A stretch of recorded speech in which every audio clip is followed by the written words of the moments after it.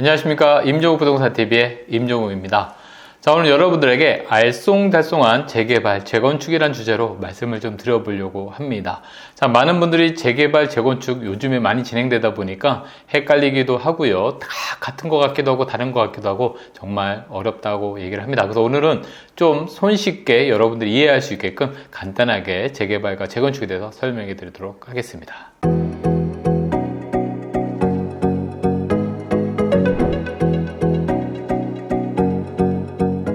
자, 지금 보여드리는 표를 보시면 일목요연하게 좀 설명이 되어 있습니다. 자, 재개발과 재건축 같은 경우에 민간이나 공공에서 하는 재개발, 재건축 사업이 있고요.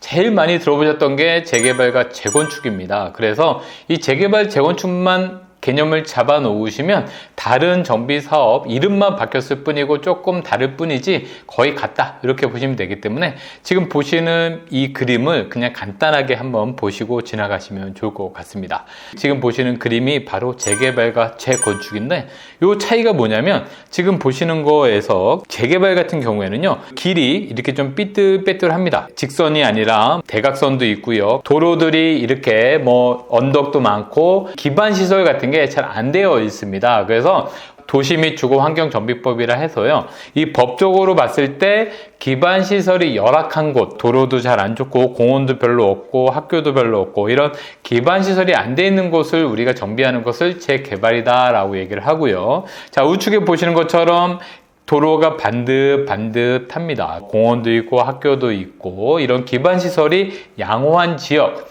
이게 바로 재건축입니다. 강남쪽 같은 경우에는 1970년대 이후에 새롭게 개발된 지역이기 때문에 아파트를 많이 지었죠. 그리고 또 아파트가 아니더라도 단독주택이나 또는 빌라와 같은 다세대 주택을 지었다 하더라도 이런 기반 시설이 잘 돼 있기 때문에 이 지역에 사는 것은 재건축입니다.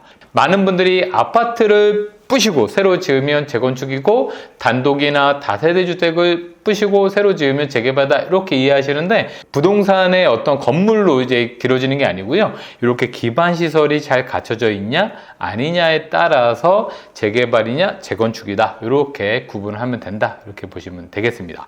자, 그리고 뉴타운은요 정식 용어로는 재정비 촉진 사업입니다.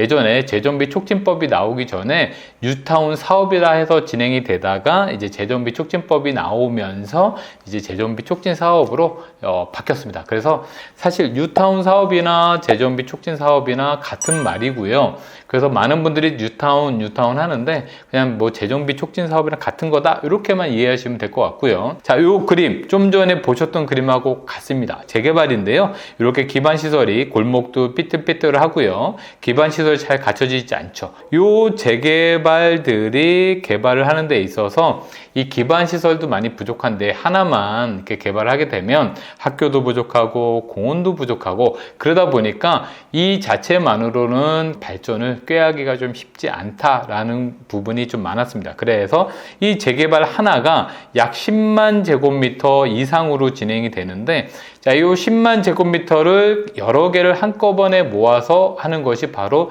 뉴타운 사업입니다. 모아타운도 이 뉴타운처럼 모아주택이다라고 하는 것들이 사실은 가로주택인데요, 이 모아주택이 여러 개를 뉴타운처럼 이렇게 모아서 하기 때문에 모아타운입니다. 뉴타운, 재개발, 재건축 이렇게 세 개를 말씀드렸어요.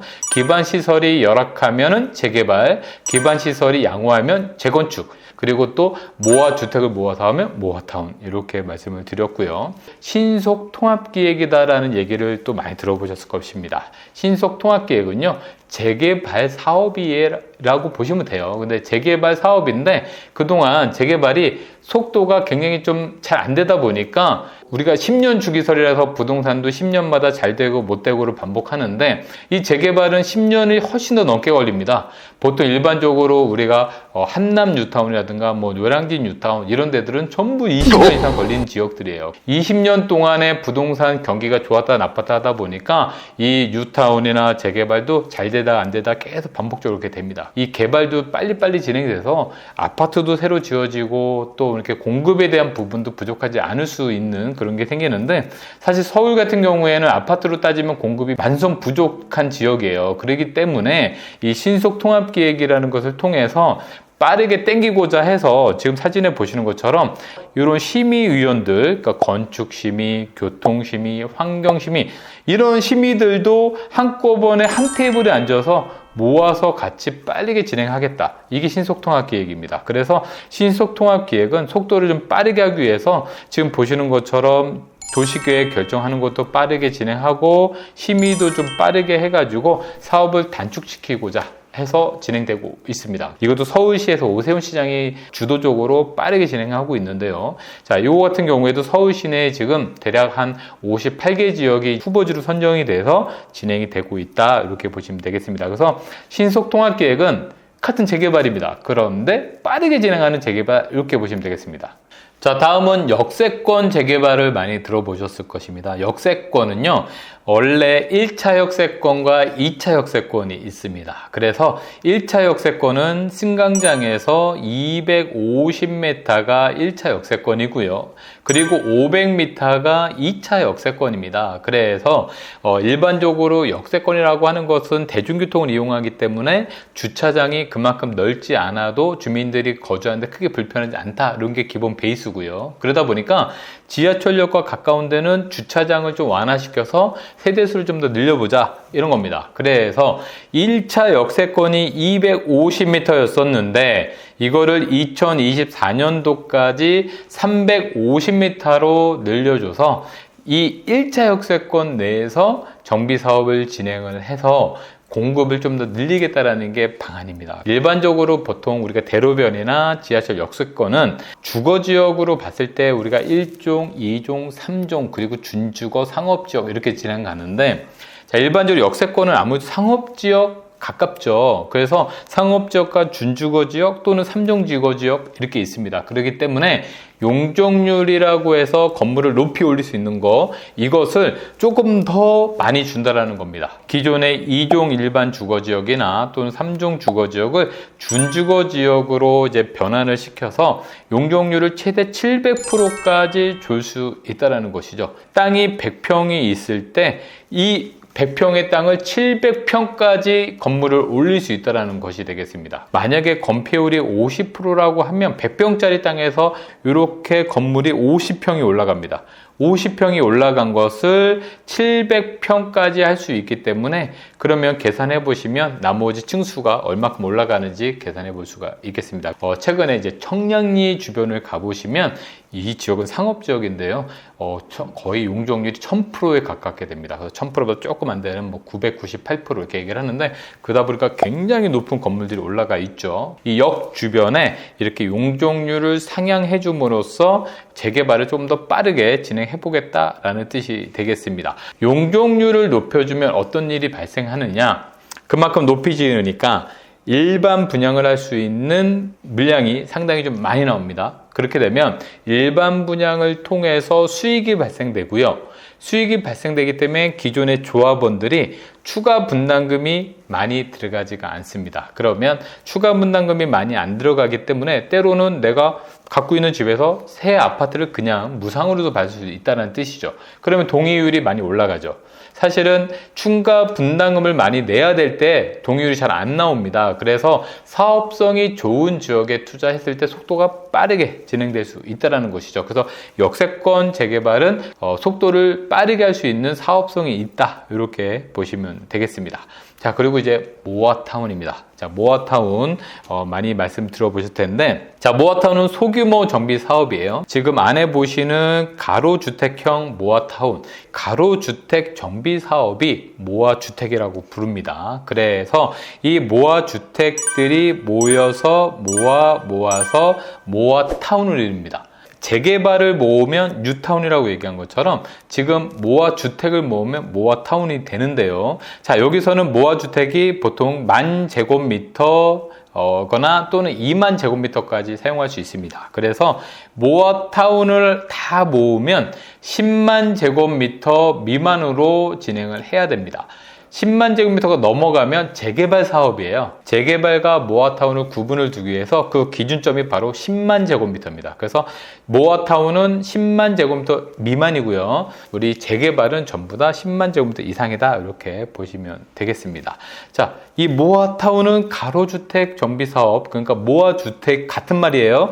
가로주택과 모아주택을 모아서 모아타운이기 때문에 1만 제곱미터 미만에서 이것은 빈집 및 소규모 주택에 관한 정비특례법, 재개발은 도시 및 주거환경정비법, 이거는 소규모 주택 정비에 관한 특례법으로 진행이 됩니다. 그래서 법이 좀 달라요. 근데 이 법 자체가요, 원래 도시 및 주거환경정비법에 있다가 빠져나온 거기 때문에 조금씩만 다릅니다. 자, 강북구 번동이 시범 지역이었습니다. 그래서 이렇게 지금 번동이 진행되고 있는데, 자, 여기도 원래는 가로주택 정비 사업으로 이렇게 각 블록을 가로주택 정비 사업이 이렇게 진행되고 있었는데, 이걸 모아타운으로 바꾼 거예요. 각각 하나하나가 이제 모아주택이라고 부르는, 모아주택과 가로주택이라고 부르는 것들이 모여서 모아타운을 이룬 것이고요. 이렇게 새롭게 정비가 되면은 1000세대가 넘는 아파트로 변모가 됩니다. 이렇게 모아타운을 했을 때 좋은 점 뭐냐?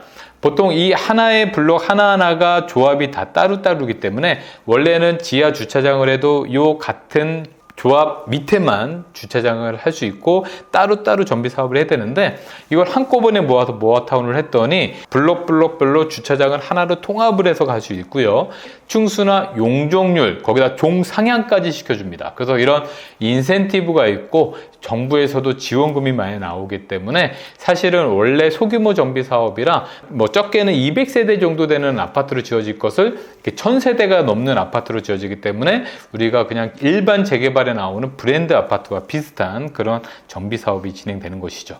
더불어서 재개발 지역에서는 이렇게 정비 계획을 수립하고 추진이, 그리고 조합 설립, 사업 시행인가, 관리 처분 이렇게 진행이 되는데 보통 기본 10년 이상 걸립니다. 그런데 모아타운에서는 추진이 생략, 그리고 관리계획 처분인가 생략, 그러다 보니까 속도가 4년에서 5년 정도면 되기 때문에 상당히 좀 빠르다. 이런 모아타운이나 신속통합계획을 서울시에서 아주 적극적으로 밀어서 재개발을 빠르게 진행하고자 하는 게 서울시의 어떤 입장입니다. 모아타운은 원래 대상지를 공모를 해서 각 지자체에서 서울시로 이렇게 올려보내는 방식을 많이 쓰고 있는데, 이렇게 해가지고 지금 대략 한 80개 넘게가 선정이 됐고요.